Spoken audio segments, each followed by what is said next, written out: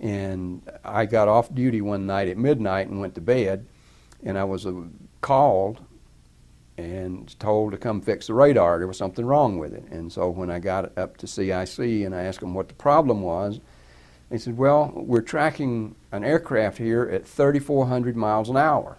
And I said, well, there is something wrong. So I took that radar offline, put the standby radar online, and went to work, and I started running all the tests, and everything was normal. So as a result of talking with them, I said, I can't find anything wrong with the radar.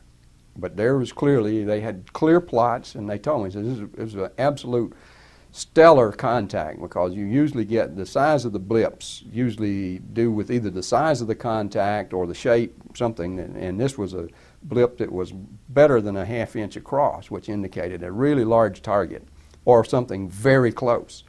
So I asked the duty officer if he was going to report it, and he said no. And I said, why not? And he said, well, he says, you've just told me there's nothing wrong with the radar. You've run all the checks you can run. There's nothing wrong with the radar. We know we tracked the thing.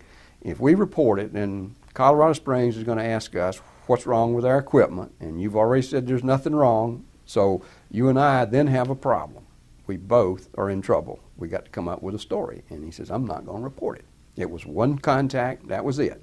So one night I was on the plot board. This was maybe 3 or 4 months later.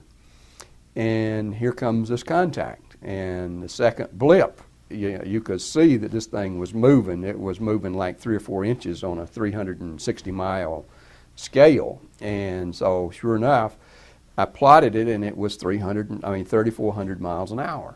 And again, we didn't report it, but they says, you know, there's nothing wrong. This is our friend back, and away we went. And nobody thought anything about it. It was interesting. We didn't make a big deal out of it, but we sure like to know what that was. It happened at least 3 more times that I had radar operator friends that would tell me, well, we had another one of those fast ones last night.